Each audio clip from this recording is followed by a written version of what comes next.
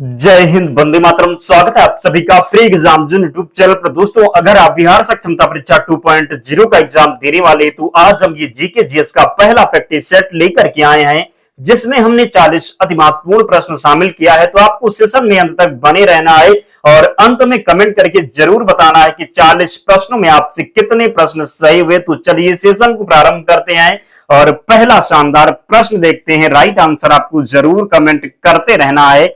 भारत के संविधान की अनुसूचियों की कुल संख्या कितनी है, आपको कमेंट करके बताना है। चार ऑप्शन आपके सामने है, 11 दिया हुआ है, 12 है, 8 है और 14 है। तो राइट आंसर आप लोग जरूर कमेंट करके बताएं। तो बात कर लें भारत के संविधान की अनुसूचियों की कुल संख्या कितनी है, तो इसका राइट आंसर सेकंड ऑप्शन हो जाएगा। 12 अनुसूचियां हैं भारत के संविधान में। बात कर ले मूल संविधान में कुल कितनी अनुसूचियां थी, तो मूल संविधान में केवल 8 अनुसूचियां थी, लेकिन वर्तमान में बढ़कर के 12 अनुसूचियां हो गई हैं। ध्यान रखिएगा, गलती नहीं करना है। अगला प्रश्न है, विश्व एड्स दिवस कब मनाया जाता है? इंपॉर्टेंट प्रश्न है, एग्जाम में पूछा जाता है, तो जरूर ध्यान रखिएगा। विश्व एड्स दिवस कब मनाया जाता है? 1 दिसंबर को, 10 दिसंबर को, 4 दिसंबर को या फिर 24 दिसंबर को? राइट आंसर आप लोग कमेंट करते रहें। बात कर लें विश्व एड्स दिवस की, तो 1 दिसंबर को। कब? तो 1 दिसंबर को विश्व एड्स दिवस मनाया जाता है, जरूर ध्यान रखिएगा। बात कर लें 10 दिसंबर, तो 10 दिसंबर को मानव अधिकार दिवस मनाया जाता है। 4 दिसंबर की बात कर लें तो भारतीय नौसेना दिवस। बात करें 24 दिसंबर को, तो 24 दिसंबर को मनाया जाता है राष्ट्रीय उपभोक्ता दिवस। क्या? तो 24 दिसंबर को राष्ट्रीय उपभोक्ता दिवस। 4 दिसंबर को भारतीय नौसेना दिवस। 10 दिसंबर की बात करें तो मानवाधिकार दिवस। 1 दिसंबर को विश्व एड्स दिवस। तो ध्यान रखिएगा, एक प्रश्न से 4 प्रश्न आपके कंप्लीट हो गए। 4 प्रश्न जरूर ध्यान रखिएगा, इंपॉर्टेंट है, एग्जाम में निश्चित ही यहां से प्रश्न मिलेगा। अगला प्रश्न है, 1857 के गदर के समय भारत का गवर्नर जनरल कौन था? कह सकते हैं कि 1857 का जब संग्राम हुआ था तो भारत का गवर्नर जनरल कौन था? पहला ऑप्शन है केनिंग, सेकंड है आर्मस्ट्रांग और थर्ड है जॉन मथाई, फोर्थ है अन्य। तो आपको राइट आंसर कमेंट करके बताना है। मैं आपको विश्वास दिलाता हूं कि जितना प्रैक्टिस हम करवाते हैं, अगर आप उतना देख करके जाते हैं तो आपके एग्जाम में निश्चित ही प्रश्न यहां से मिलेगा, और मिलेगा तो आप जरूर सही करके आएंगे। तो राइट आंसर कमेंट करके बताते रहें। 1857 की गदर के समय भारत का गवर्नर जनरल कौन था? जरूर बताएं। केनिंग दिया हुआ है। तो बात कर लें 1857 का संग्राम, तो कौन था गवर्नर जनरल? तो राइट आंसर हो जाएगा केनिंग। कौन? तो केनिंग इसका राइट आंसर हो जाएगा। प्रश्न पूछ लिया जाता है कि 1857 का संग्राम कहां से प्रारंभ हुआ था, तो मेरठ से। कहां से? तो मेरठ से प्रारंभ हुआ था, जरूर ध्यान रखने, गलती बिल्कुल भी नहीं करना है। अगला प्रश्न है, निम्नलिखित में से कौन देश कोयले का सबसे बड़ा उत्पादक है? ब्राजील दिया हुआ है, भारत है, अमेरिका और चीन है। तो बात कर लें कौन सा देश जो है कोयले का सबसे बड़ा उत्पादक है, तो यहां पर राइट आंसर अमेरिका हो जाएगा। क्या? तो थर्ड ऑप्शन का चयन जिसने भी किया है सही उत्तर हो जाएगा। क्वेश्चन नंबर 5 है, पृथ्वी का सबसे भीतर वाला भाग क्रोड किसका बना होता है? यह प्रश्न पूछा गया था आपके एग्जाम में। पृथ्वी का सबसे भीतर वाला भाग क्रोड किसका बना होता है? तांबा और जस्ता का, निकेल और तांबा, लोहा और जस्ता, लोहा और निकेल। तो बात करें यहां पर पृथ्वी का सबसे भीतर वाला भाग क्रोड किसका बना होता है, तो इसका सही उत्तर हो जाएगा लोहा और निकेल। क्या हो जाएगा? तो लोहा और निकेल का बना होता है पृथ्वी का सबसे भीतर वाला भाग क्रोड जो है ये लोहा और निकेल का बना होता है, जरूर ध्यान रखें। क्वेश्चन नंबर 6 है, इनमें से किसको जापान का मैनचेस्टर कहा जाता है? प्रश्न पूछा गया था एग्जाम में। ओसाका दिया हुआ है, टोक्यो है, नागासाकी है, याकोहामा है। तो बात करें यहां पर इनमें से किसको जापान का मैनचेस्टर कहा जाता है, तो इसका राइट आंसर हो जाएगा ओसाका। क्या? तो ओसाका को भारत जो है जापान का मैनचेस्टर कहा जाता है। ध्यान रखिएगा, आपको कमेंट करके बताना है कि भारत का मैनचेस्टर किसे कहते हैं, कमेंट करके जरूर बताएं। अगला प्रश्न है, भारत की प्रथम बहुउद्देशीय परियोजना किस नदी पर बनाई गई थी? कावेरी नदी, गंडक नदी, दामोदर नदी या फिर यमुना नदी पर? तो सभी को पता है, कई बार हमने ही आपको बताया है, भारत की प्रथम बहुउद्देशीय परियोजना बनाई गई थी दामोदर नदी पर। किस पर? तो दामोदर नदी पर। ध्यान रखना है, गलती बिल्कुल भी नहीं करना है। नेक्स्ट, आगरा शहर को किसने बसाया? सिकंदर लोदी ने, अकबर ने, बहलोल लोदी ने या फिर शाहजहां ने? तो बात करें आगरा शहर को किसने बसाया? तो आगरा शहर को बसाया था सिकंदर लोदी ने। किसने? तो सिकंदर लोदी ने आगरा शहर को बसाया था। ध्यान रखिएगा आगरा में क्या स्थित है? तो ध्यान रखिएगा शाहजहां ने जो है किसका, तो ताजमहल का निर्माण किसने करवाया था? तो शाहजहां ने करवाया था, ये भी ध्यान रखिएगा। अकबर पंचमहल फतेहपुर सिकरी में अकबर ने बनवाया था गुजरात विजय के पश्चात में। ध्यान रखिएगा प्रश्न पूछा जाता है। बुलंद दरवाजा का निर्माण अकबर ने ही करवाया था, यह भी ध्यान रखिएगा। अगला प्रश्न है राष्ट्रीय प्रतीक के निचले भाग में उत्कीर्णित शब्द सत्यमेव जयते किस संदर्भ से लिए गए हैं? पुराण, जातक, मुंडकोपनिषद या फिर महाभारत? तो राइट आंसर ऑप्शन सी हो जाएगा मुंडकोपनिषद। कहां से? तो राष्ट्रीय प्रतीक के निचले भाग में उत्कीर्णित शब्द सत्यमेव जयते किस संदर्भ से लिए गए हैं? तो मुंडकोपनिषद इसका राइट आंसर है। सभी को ध्यान रखना है, गलती बिल्कुल भी नहीं करना है। अगला प्रश्न है अशोक के शिलालेखों की लिपि क्या है? तो कई बार इस प्रश्न का जिक्र हम कर चुके हैं। अशोक के शिलालेखों की लिपि क्या है? गुरुमुखी, ब्राह्मी, देवनागरी या फिर हायरोग्लाइफिक्स? तो बात करें कि अशोक के शिलालेखों की लिपि क्या है, तो ब्राह्मी लिपि थी। कौन सी? तो ब्राह्मी लिपि थी अशोक के शिलालेखों की लिपि। जरूर ध्यान रखिएगा। देवनागरी क्या है? तो हिंदी भाषा की जो लिपि है देवनागरी है। पंजाबी भाषा की गुरुमुखी है। ध्यान रखना है, गलती नहीं करना है। अगला प्रश्न है बिहू निम्नलिखित में से किसका लोकप्रिय उत्सव है? असम, उड़ीसा, बिहार या फिर बंगाल? तो बात करें बिहू दिया हुआ है, असम है, उड़ीसा है, बिहार है, बंगाल है। तो बिहू की बात करें तो ये असम का है। किसका है? तो असम का है। असम की राजधानी क्या हो जाएगी? तो कमेंट करके आपको बताना है। उड़ीसा दिया हुआ है, बिहार है, बंगाल है, लेकिन यहां पर जो राइट आंसर हो जाएगा असम हो जाएगा। ध्यान रखना है। और जिन प्यारे दोस्तों ने अब तक वीडियो को लाइक नहीं किया है, प्लीज आप सभी से विनम्र निवेदन है वीडियो को जरूर लाइक कर दें, चैनल को सब्सक्राइब करके हमारे साथ जुड़ जाएं, क्योंकि यहाँ पर जितना प्रैक्टिस सेट हम लेकर के आएंगे उतना अगर आप देख करके चले जाएंगे तो एक भी प्रश्न आपके एग्जाम में बाहर नहीं होगा। तो निश्चित ही आपको हमारे साथ जुड़ना है। अगला प्रश्न है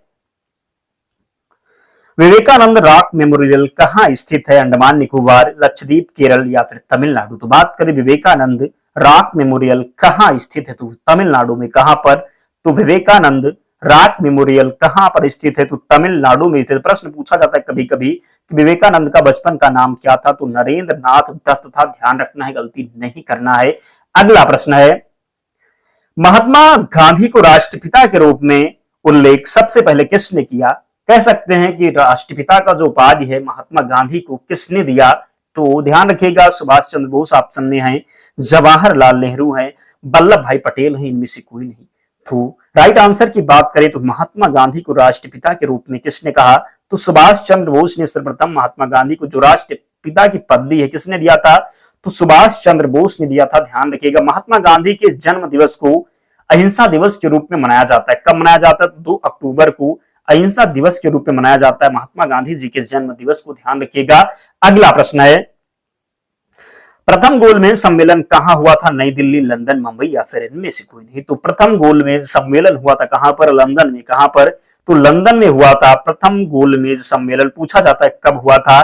तो 1930 में हुआ था। ध्यान रखिएगा, गलती नहीं करना। पूछा जाता है तीनों गोलमेज सम्मेलन में भारत का कौन से व्यक्ति थे जिन्होंने तीनों में भाग लिया था? तो डॉक्टर भीमराव अंबेडकर जी थे। ध्यान रखिएगा, गलती नहीं करना है।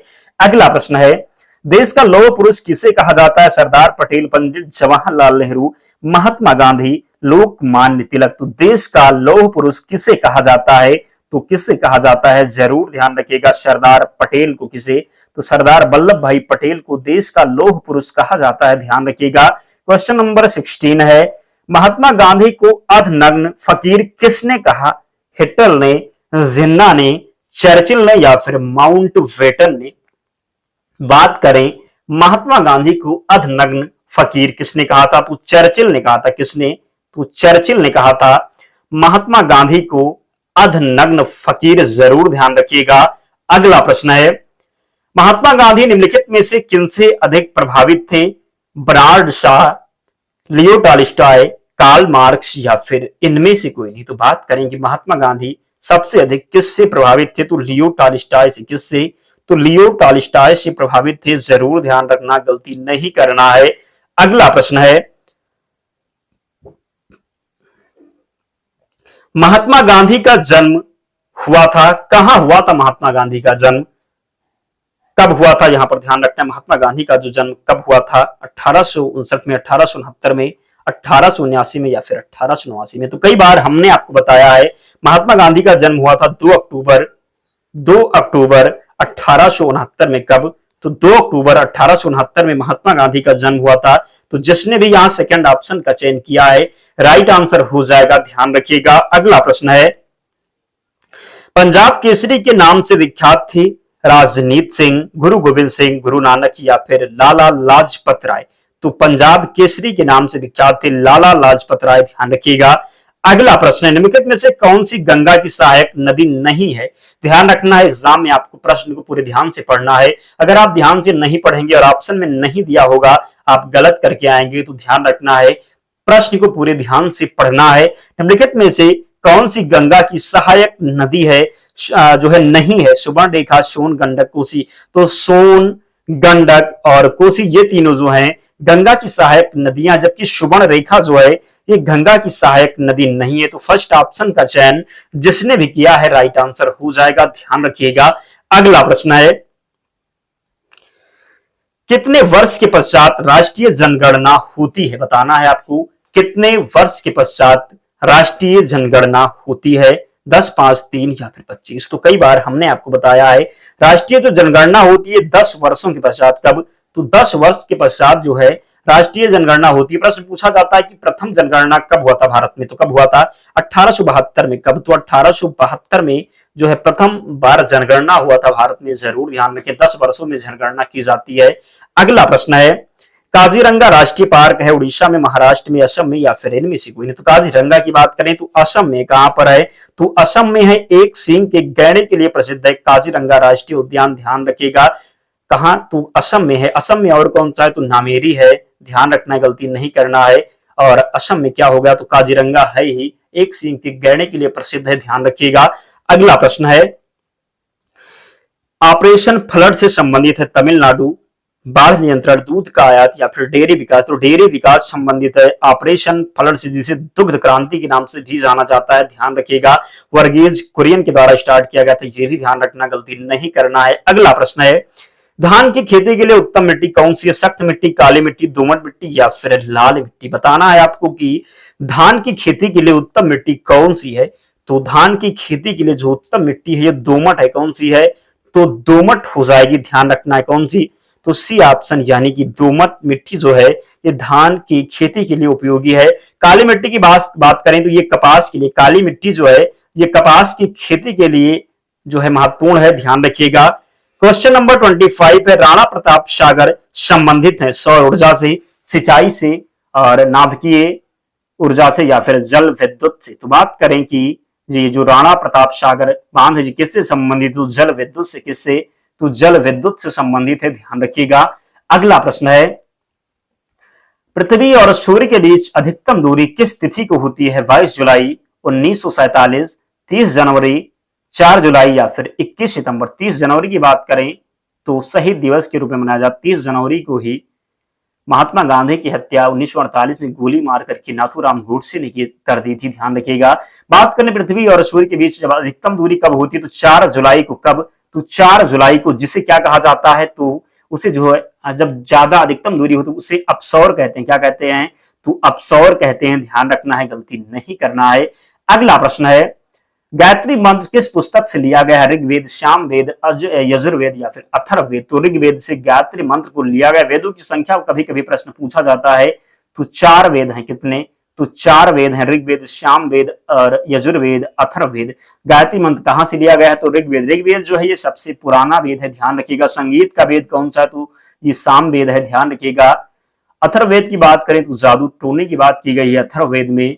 अगला प्रश्न है, हिंदी किस लिपि में लिखी जाती है, तो हम बता चुके हैं, पारसियन, रोमन, देवनागरी या फिर पाली। तो देवनागरी में, किसमें, तो देवनागरी में लिखी जाती है हिंदी, ध्यान रखना है, गलती नहीं करना है। अगला प्रश्न है, ब्राह्मी लिपि को किसने स्पष्ट किया, जेम्स प्रिंसेप ने, जॉन मार्शल ने, जॉन स्प्लीट ने, इनमें से कोई नहीं। अगर आप कमेंट करके बताएंगे कि आपको प्रैक्टिस सेट की जरूरत है तो हम निरंतर एक प्रैक्टिस सेट आपको शाम के टाइम स्टार्ट कर देंगे। तो आप लोग कमेंट करके बताना कि डेली प्रैक्टिस सेट करवाया जाए, तो कमेंट, हमने हिंदी का भी प्रैक्टिस सेट करवाया, अगर आपने नहीं देखा है तो चैनल से जुड़ करके जाकर के जरूर देखें। हिंदी में एक भी प्रश्न आपसे गलत नहीं होगा अगर आप हमारे साथ जुड़ते हैं। ब्राह्मी लिपि को किसने स्पष्ट किया? जेम्स प्रिंसेप ने, जॉन मार्शल ने, जॉन एफ्लिएट ने, इनमें से कोई नहीं। तो ब्राह्मी लिपि को स्पष्ट किया था जेम्स प्रिंसेप ने। किसने? तो जेम्स प्रिंसेप ने। जरूर ध्यान रखिएगा। क्वेश्चन नंबर 30 है, राष्ट्रीय विज्ञान दिवस मनाया जाता है 21 जनवरी, 21 मार्च, 28 फरवरी या फिर 23 मार्च? तो कब? तो विज्ञान दिवस मनाया जाता है 28 फरवरी को। कब? तो 28 फरवरी को मनाया जाता है विज्ञान दिवस। जरूर ध्यान रखें, गलती नहीं करना है। राष्ट्रीय खेल दिवस किस दिन मनाया जाता है? राष्ट्रीय खेल दिवस किस दिन मनाया जाता है? 29 मार्च, 29 अगस्त, 20 सितंबर या फिर 2 दिसंबर? तो बात करें राष्ट्रीय खेल दिवस कब मनाया जाता है, तो इसका जो राइट आंसर हो जाएगा 29 अगस्त। कब? तो 29 अगस्त को मेजर ध्यानचंद के जन्म दिवस पर राष्ट्रीय खेल दिवस मनाया जाता है। पूछा जाता है मेजर ध्यानचंद किस खेल से संबंधित थे, तो हॉकी से संबंधित थे। ध्यान रखना है, गलती नहीं करना है। नेक्स्ट, किस महापुरुष की जयंती राष्ट्रीय युवा दिवस के रूप में मनाया जाता है? महात्मा गांधी, सरदार भगत सिंह, चंद्रशेखर आजाद या फिर स्वामी विवेकानंद? तो स्वामी विवेकानंद की जयंती को राष्ट्रीय युवा दिवस के रूप में मनाया जाता है। कब मनाया जाता है? तो 12 जनवरी को। जरूर ध्यान रखना है, गलती बिल्कुल भी नहीं करना है। अगला प्रश्न है, किस भारतीय हॉकी खिलाड़ी का जन्म दिवस राष्ट्रीय खेल दिवस के रूप में मनाया जाता है? दोस्तों रिपीटेड प्रश्न है, ध्यान रखना। तो इसका जो आंसर हो जाएगा हमने बता ही दिया है, मेजर ध्यानचंद। किस भारतीय हॉकी खिलाड़ी का जन्म जो है राष्ट्रीय खेल दिवस के रूप में मनाया जाता है? तो मेजर ध्यानचंद। कब? तो 29 अगस्त को। हम बता ही चुके हैं, तो आप सभी को पता ही होगा। अगला प्रश्न है, विश्व में डाकघरों का सबसे बड़ा जाल किस देश में पाया जाता है? चीन, संयुक्त राज्य अमेरिका, भारत या फिर इंडोनेशिया? तो विश्व में डाकघरों का सबसे बड़ा जाल किस देश में पाया जाता है? तो भारत में। कहां पर? तो विश्व में डाकघरों का सबसे बड़ा जाल किस देश में पाया जाता है? तो भारत में डाकघर की जो संख्या है सबसे ज्यादा है। ध्यान रखिएगा, इसलिए यहां पर जो राइट आंसर हो जाएगा सी ऑप्शन हो जाएगा। ध्यान रखिएगा, गलती नहीं करना है। क्वेश्चन नंबर 35 है, भारत में डाकघरों की संख्या लगभग कितनी है? बताना है आपको। 1 पॉइंट जो है 2 लाख, 1.5 लाख, 1.7 लाख, 1.9 लाख? तो इसका जो राइट आंसर हो जाएगा, ध्यान रखना है, 1.5 लाख। कितना? तो 1.5 लाख इसका सही उत्तर। भारत में डाकघरों की संख्या कितनी है? तो 1.5 लाख इसका राइट आंसर है। ध्यान रखिएगा। अगला प्रश्न है, ग्रीन चैनल एक है डाक सेवा, Akashvani channel, Doordarshan channel, telephone सेवा? तो ग्रीन चैनल एक डाक सेवा है। क्या है? तो डाक सेवा है। जरूर ध्यान रखिएगा। भारत में डाक सूचकांक प्रणाली की शुरुआत किस वर्ष हुई? भारत में डाक सूचकांक प्रणाली की शुरुआत किस वर्ष हुई? 1952, 1998, 1972 या फिर 1970 में? तब कब? तो 1972 में जो है भारत में डाक सूचकांक प्रणाली की शुरुआत हुई। आप लोग निरंतर मेहनत करते रहें, एग्जाम डेट आपकी बहुत जल्द आएगी और बहुत जल्द आपका एग्जाम हो जाएगा। ध्यान रखना है, कोताही नहीं बरतने। अगर आप कोताही बरतेंगे तो निश्चित ही आप बहुत पीछे जाएंगे। तो ध्यान रखना, डेली प्रैक्टिस सेशन से जुड़ना है, प्रश्न को नोट करना है, आपको फायदा निश्चित ही होगा। अगला प्रश्न है, भारत को कितने डाक जोन में विभाजित किया गया है? इंपॉर्टेंट है, कई बार पूछा गया। 2, 6, 8 या फिर 10? तो भारत को 8 जोन में। कितने? तो 8 डाक जोन में भारत को विभाजित किया गया है। ध्यान रखिएगा। क्वेश्चन नंबर 39 है, प्रसिद्ध विरूपाक्ष मंदिर कहां अवस्थित है? भद्राचलम, चिदम्बरम, हम्पी या फिर इनमें से कोई नहीं? तो कहां पर? तो प्रसिद्ध जो है विरूपाक्ष मंदिर स्थित है हम्पी में। कहां पर? तो हम्पी में। ध्यान रखिएगा। क्वेश्चन नंबर 40 है, हिंद भारत की जनता के संदर्भ में हिंदू शब्द का प्रथम बार प्रयोग किया था अरबों ने, यूनानियों ने, रोमनवासियों ने या फिर चीनियों ने? तो किसने प्रयोग किया था? अरबों ने। हिंद भारत की जनता के संदर्भ में हिंदू का सर्वप्रथम प्रयोग जो है किसने किया था? तो अरबों ने। इसका जो राइट आंसर हो जाएगा, हिंद भारत की जनता के संदर्भ में हिंदू शब्द का प्रथम प्रयोग किया था अरबों ने। जरूर ध्यान रखिएगा दोस्तों। 40 प्रश्न हमने लिया था, आपको बताना है 40 में आपके कितने स्कोर बने, कमेंट करके जरूर बताना है। 41 जो प्रश्न है, मोहनजोदड़ो कहां स्थित है, यह आपके लिए होमवर्क है। इसका आंसर जो है आपको कमेंट करके बताना है। आपको आंसर इस प्रकार लिखना है, ऐसे लिखना है 41, उसके आगे लिखना है गुजरात होगा तो गुजरात, सिंध होगा तो सिंध, उत्तर प्रदेश होगा तो उत्तर प्रदेश या फिर पंजाब। तो 41 के आगे ऐसे करके आपको राइट आंसर लिखना है। आपको क्लास कैसी लगी कमेंट करके जरूर बताना है। और पीडीएफ के लिए टेलीग्राम चैनल से जुड़ना होगा, लिंक डिस्क्रिप्शन बॉक्स में है, या आप टेलीग्राम पर जाएंगे और वहां पर सर्च करेंगे फ्री एग्जाम जोन, आपको चैनल मिल जाएगा, आप लोग ज्वाइन हो जाना। वहां पर आपको सारी पीडीएफ मिल जाएगी। तो मिलते हैं नेक्स्ट वीडियो में। तब तक पढ़ते रहिए, ध्यान रखिए अपना, स्वस्थ और सुरक्षित रहिए। जय हिंद।